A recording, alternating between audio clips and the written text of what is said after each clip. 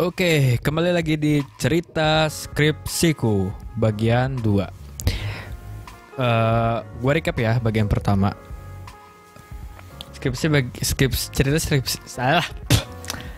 Cerita skripsiku bagian pertama itu intinya gua semester 5 gue mikirin skripsi, gue pengen skripsi apa, terus gue dilema karena nggak ada yang gue suka, terus gue sampai mikir apakah gue salah jurusan. Kemudian gue harus apa, udah semester 5, berarti udah 2 tahun gue kuliah, nggak mungkin gue pindah jurusan kan. Uang 2 tahun kuliah tuh terbuang sia-sia. Akhirnya gue mikir, gue cari inspirasi, baca artikel, nonton YouTube, denger podcast, dan akhirnya gue menemukan passion, menemukan ketertarikan di bidang AI, di bidang machine learning, programming, dan akhirnya gue memutuskan untuk skripsi di bidang itu dengan harapan gue bisa mendalami programming, gue bisa mendalami AI, ML, menggunakan skripsi, melewati research. Oke, itu cerita tahap pertama, bagian pertama. Nah, bagian kedua ceritanya gimana? Oke, singkat cerita gue udah dapat kemarin gue bilang sampai ini nggak ya? Gue udah dapat dosen. Ya pokoknya intinya setelah gue udah komit, gue bakal skripsi di bidang ML menggunakan AI. Gue nyari dosen. Ada 2 dosen yang gue temui, ada 2 orang, Pak Agus Arif sama Ibu Tami, sama Bu Tami. Pak Agus Arif waktu itu gue datengin karena temen gue udah skripsi duluan dan dia di bidang ML, di bidang AI. Kemudian dan Pak Agus Arif itu salah satu dosen yang bertanggung jawab untuk penelitian tersebut. Jadi gue datengin dia dengan harapan gue bisa masuk ke penelitian dia, ke tim penelitinya dia. Ke tim penelitinya beliau. Oke. Gue kebiasaan nih. Ke tim penelitinya beliau, gue bisa masuk dan akhirnya skripsi di bidang di penelitian dia. Penelitian beliau. Ayo BM, sopan dikit. Penelitian beliau. Dan ya penelitian beliau kan ML, jadi ya otomatis gue bakal mengerjakan ML dong di situ. Tapi akhirnya nggak jadi karena gue lupa persisnya, tapi kayaknya ya temanya itu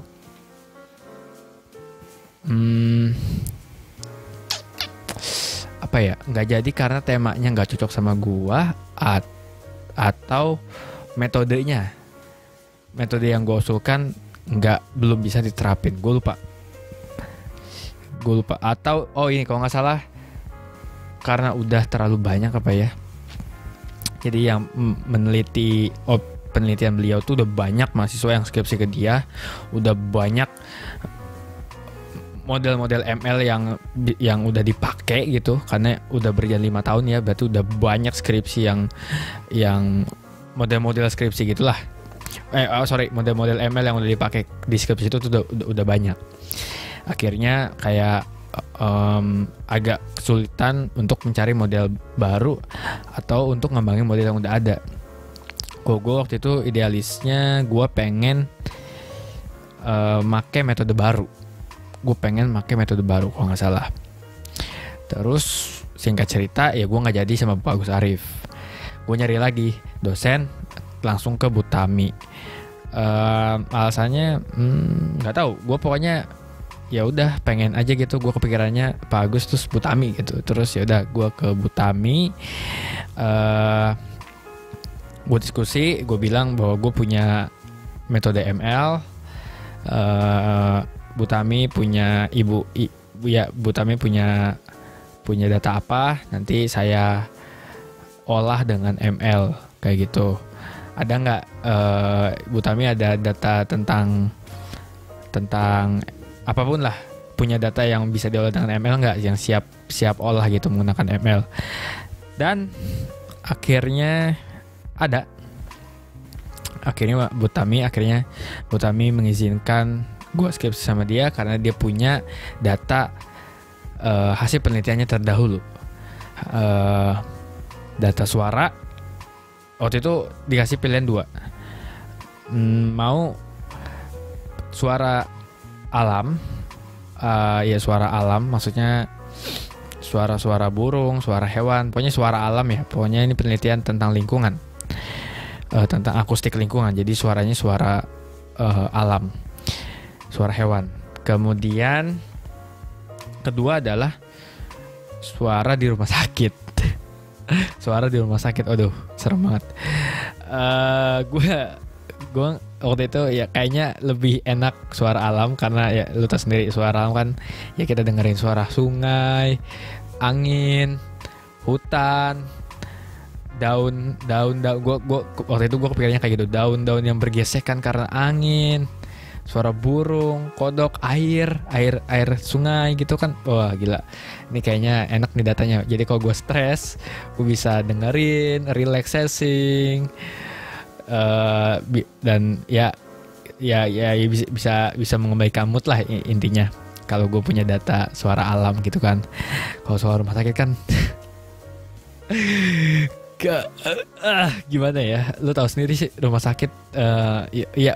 Ya gitulah suara ya. Apalagi kalau misalnya di penelitiannya pas jam-jam di luar jam kerja gitu, malam gitu, waduh udah gue nggak bisa ngebayangin suara apa yang akan ada gitu. Jadi udahlah, gue nggak mau suara rumah sakit. Makanya saat itu gue langsung pilih, oke bu, saya milih suara alam aja. Ya suara alam, fix. Tidak mau saya dengan suara rumah sakit. Dan singkat cerita akhirnya kita sepakat, setuju. Gue sama beliau, sama Bu Tami akhirnya setuju menjadi dosen, menjadi dosen pembimbing skripsi gue. Terus ya gue disuruh mencari dosen pembimbing kedua. Dan ya karena gue ngedatengin Pak Agus dulu kan, Pak Agus, dan beliau kan emang expertnya kan di programming. Ya udah dosen keduanya gue bilang ke Bu Tami, saya ngambil Pak Agus aja deh Bu, nanti saya tanyain. Terus gue tanya ke Pak Agus Arif, setuju juga, dan selesai. Dosen pertama, dosen kedua telah gue dapatkan, dan gue siap untuk skripsinya juga sesuai passion gue, sesuai apa yang pengen gue lakukan, apa yang waktu itu cita-cita gue mendalami ML menggunakan skripsi sesuai, dan akhirnya bahagia. Dan ya itu apa ya, salah satu pelajaran yang gue dapat. Kalau misalnya lu mau skripsi lu bahagia, ya temukan lu mau ngerjain di mana, ketertarikan lu di mana, kemudian usahakan lu bisa melobi calon dosen pembimbing lu, datanya dari beliau dan metodenya dari kita. Kalau misalnya setuju, itu merupakan suatu kebahagiaan tersendiri lah. Skripsi yang sesuai minat, sesuai ketertarikan, itu sesuatu yang membahagiakan. Oke, senang-senangnya sudah diterima, tinggal ngurusin berkas untuk skripsi. Mulai dari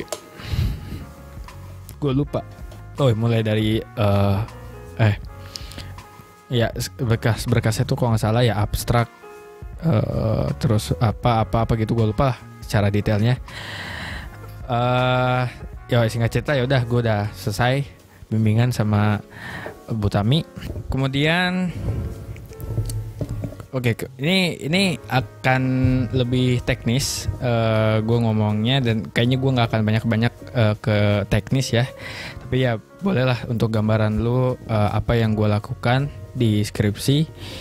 Pokoknya setelah kita dapat tema, kita dapat dosen pembimbing, kita harus bikin sebuah ringkasan, sebuah abstrak. Kalau nggak salah bab 1. Bab 1 itu pendahuluan. Pokoknya itu yang harus dibuat, kemudian kasih ke dosen pembimbing lu 1 dan 2. Itu sebagai syarat atau sebagai tanda bahwa lu udah mulai skripsi, sah untuk mulai skripsi. Nah dulu kesulitan gue tuh dulu kan gue ini ya belajarnya deep learning dulu.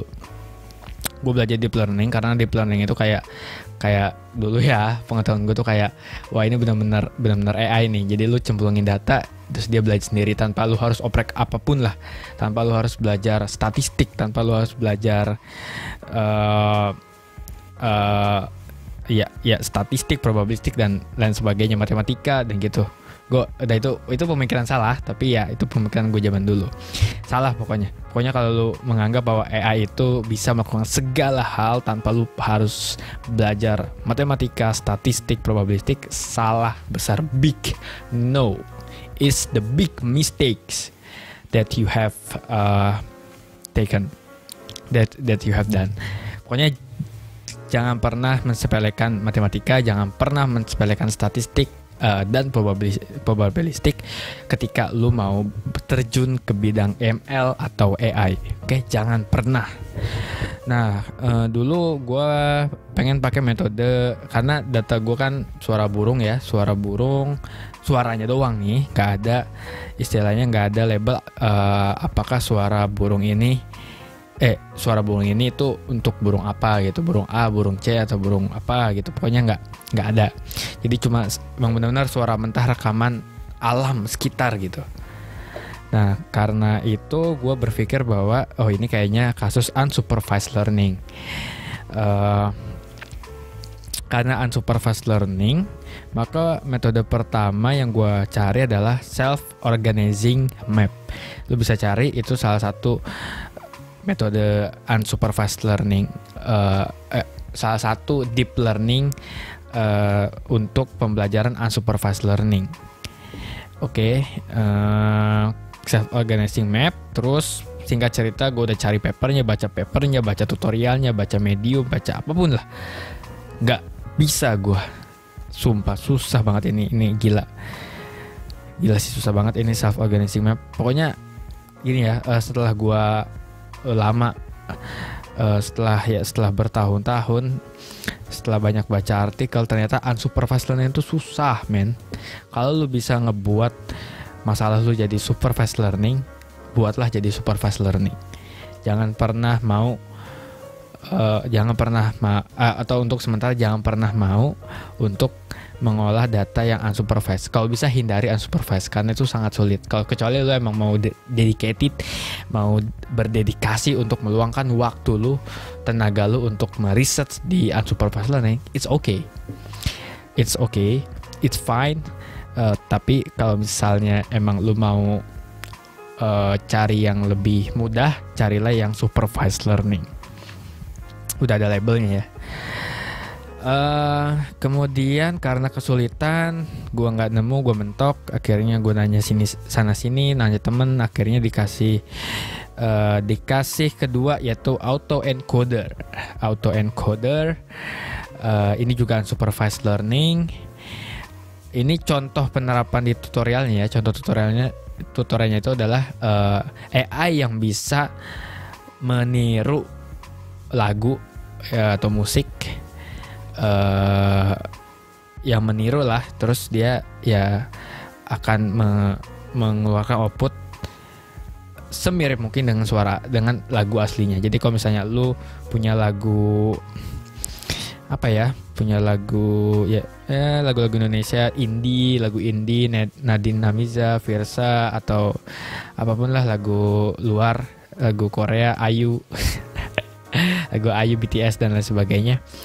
Itu ada satu lagu, terus nanti AI men-training, dia belajar gimana nih pola lagu ini, terus nanti dia bisa menghasilkan suara atau pola lagu yang mirip dengan lagu ini. Jadi kayak AI-nya bisa nyanyi gitu sendiri. Dia latihan nyanyi terus kemudian dia bisa nyanyi sendiri. Bisa nyanyi, maksudnya bisa mengeluarkan musik, bisa menciptakan musik, tapi pola lagunya atau pola nadanya sama kayak si penyanyi ini gitu. Bukan artinya menduplikat si si lagu A terus keluar juga lagu A, enggak, dia belajar lagu A B C, pokoknya lagu si penyanyi dipelajarin semua lagunya, dipelajarin terus nanti dia bisa bikin lagu sendiri kayak gitu. Tapi itu susah juga, gue nggak bisa. Untuk kasus gue juga suara burung nggak bisa, gue nyerah, susah banget itu karena unsupervised lah, karena unsupervised ya. Masih nggak bisa, gue nggak nemu jalan tengahnya, gue nggak nemu perpotongan dengan skripsi gue tuh bisanya gimana, dan codingnya juga susah. Oke, nah di sini masuk ke tahap-tahap stres nih. Pokoknya singkat cerita, pokoknya gini, untuk memenuhi tadi bab 1, gue harus ngumpulin bab 1 untuk menganggap gue sah untuk mulai skripsi. Untuk menjadikan gue sah memulai skripsi, maka ya gue udah seadanya dulu lah. Self organization map itu gue jelasin kenapa gue butuh ini, latar belakangnya apa, dan permasalahannya apa, dan gimana solusinya itu gue kasih. Walaupun nanti di ujung-ujungnya gue nggak pakai self organizing map, gue nggak pakai itu sama sekali, dan ya bab 1 gue berubah total. Tapi it's fine dan itu tidak apa-apa. Semoga aturan ini masih berlaku di zaman kalian, khususnya teman-teman gue, adik-adik tingkat teknik fisika UGM. Terus nih udah oke, itu singkat cerita gue udah ngumpulin bab 1, gue ngerjain lagi nyari organisasi map nggak ketemu, auto encoder nggak nemu, nyari ini itu model itu nggak ketemu juga, akhirnya stres. Nah sekarang how to handle my stress, gimana gue menghandle stres gue. Ada 3 hal yang gue lakukan. Nomor 1 pasti ini kebiasaan manusia,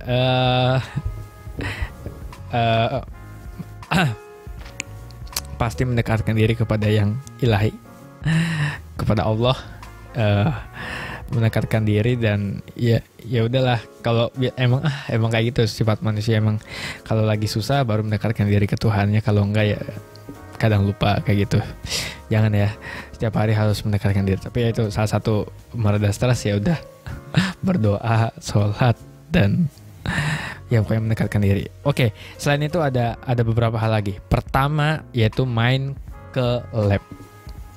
Gue waktu skripsi gue kayaknya selama kuliah ya, intensitas gue paling sering datang ke kampus itu pas skripsi. Kalau pas kuliah itu kayak ya gue termasuk kupu-kupu, kuliah pulang. Jadi habis kuliah gue pulang. Kalau dia ngajak main baru gue main kayak gitu.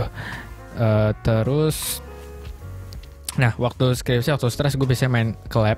Ada 3 lab yang menurut gue terbaik, dan ini pengen gue jelasin di video terpisah sih, tapi udahlah gue kasih bocoran. Jadi ada 3 lab terbaik yang menurut gue sangat membantu gue dalam menyelesaikan skripsi. Oke, lab pertama lab akustik, jelas. Lab akustik itu ya ini tempat lahir skripsi gue, lab akustik.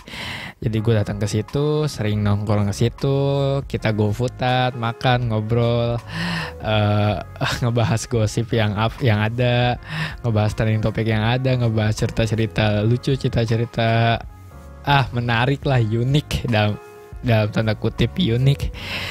Ya gitulah pokoknya, melepas stres, ngobrol sama orang, ngobrol sama temen lu, satu penelitian, satu tim, di lab akustik. Dan kalau misalnya lu tahu lab akustik, tempatnya enak buat tidur. Enggak, tapi tempatnya emang enak karena kan lab akustik didesain untuk kedap suara. Dan karena didesain untuk kedap suara, maka arsitekturnya atau istilahnya apa ya, desainnya itu pakai karpet. Seluruh temboknya pakai karpet, dan ya bayangin aja ruangan pakai karpet, ya enak lah ya. Lu bisa tiduran selonjor, nggak dingin karena tidak langsung lantai. Dan ya udah, konsekuensi logisnya enak dipakai untuk tidur. Nanti gue ceritain bahwa gue skripsi pas waktu-waktu terakhir ya, skripsi gue, bulan-bulan terakhir gue sampai nginep di lab akustik, dan gue sampai tidur di situ malam di lab gue tidur, gue nginep maksudnya, gue nginep di lab tiap malam. Oke, itu pertama lab akustik. Ya tadi ya ngobrol, nge-GoFood, GrabFood, nonton, karaokean. Oke, sampai gue punya grup karaoke ya, grup ini emang grup akustik, tapi ya kita namain grup karaoke karena kita seneng karaoke. Walaupun tidak ada yang bisa nyanyi, walaupun suara gue, lu dengerin suara gue, lu bayangin gue nyanyi deh. Set bikin mual kayaknya. Kemudian itu lab pertama. Lab kedua jelas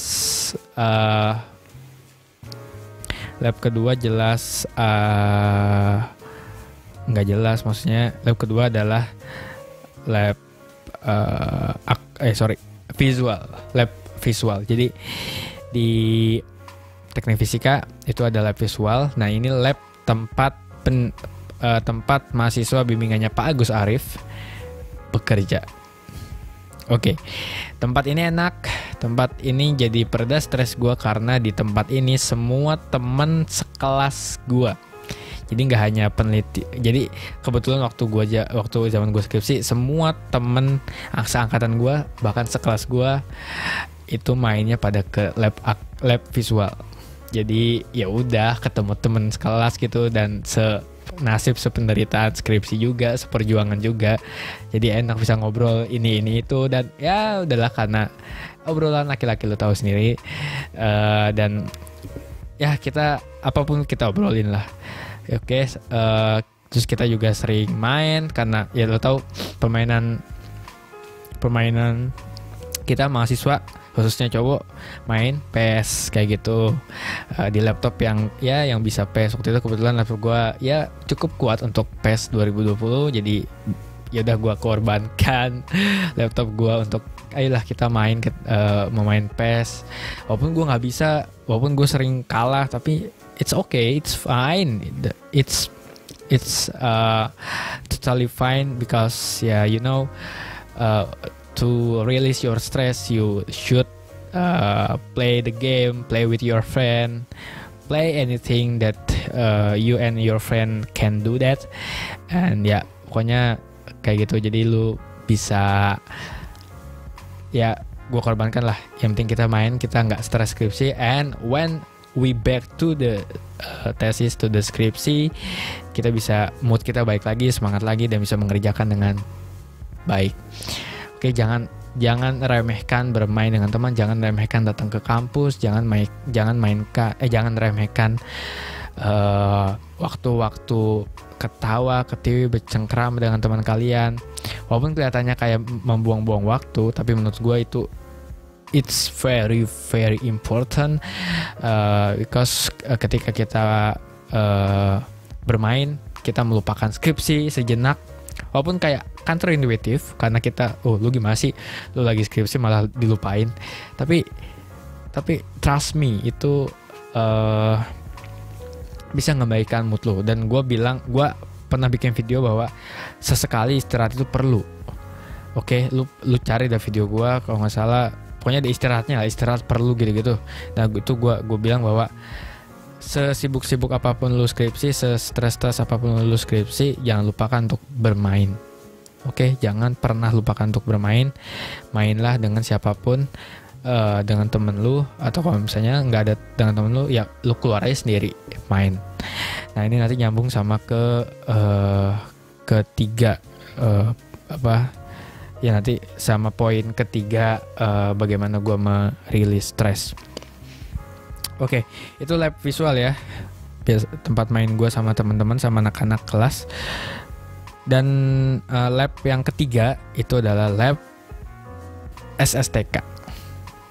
Di sini adalah lab yang menggembleng gue menjadi seorang pejuang skripsi yang benar. Ini gemblengan yang mantap. Pokoknya ini, wah, lu kalau masuk sini bakal digembleng jos-josan, bakal ditempa jos-josan. Karena di sini, walaupun rasanya, ya, lu gimana ya? Di SSTK tuh kalau misalnya, ya, lu nggak kuat mental, ya, menurut gue ya, belum tentu benar. Tapi kalau lu nggak kuat mental, karena di sini kan mainnya dia bercandanya tuh ya apa ya, bercandanya tuh ada yang emang bercandaan, tapi ada juga yang candaannya menyindir atau ya sarkas kayak gitu. Cuma itu menurut gue itu bukan suatu yang salah, dan itu kalau gue pikir baik-baik, ternyata emang sarkas yang gue terima itu karena emang gue sebenarnya apa ya, masih belum menjadi peneliti yang baik kayak gitu, makanya ya istilahnya domelin, dikasih tahu kayak gitu dengan cara yang ya seperti itu, yang harus tahan baja lah, lo harus tebal muka, harus tahan banting untuk diomelin atau untuk dicengin di apapun lah. Tapi gue bersyukur kenal dengan lab ini bagus banget untuk menggembleng lu menjadi peneliti yang baik, menjadi programmer yang baik. Kebetulan gue skripsi kan heavily in programming, jadi sangat berat di programming, dan kalau lu butuh kemampuan, butuh bantuan programming, masuk ke lab SSTK. Waktu zaman gue tuh isinya programmer semua. Semoga saat ini juga masih isi programmer. Penerus dari teman-teman gue ini, oke, adik-adik tingkat ini juga SSTK ini juga mudah-mudahan jago di programming dan bisa ngebantu teman-teman yang lagi kesusahan kayak gitu. Dan ya gue pokoknya top jempol lah ke SSTK, keren banget. Gara-gara lu gue bisa jadi programmer yang ya seenggaknya lebih baik daripada dulu, dan ketimbang apa ya, sebelum gue masuk SSTK dan setelah gue digembleng di SSTK, di tempat di SSTK, gue bisa menjadi lebih kritis, misalnya menjadi lebih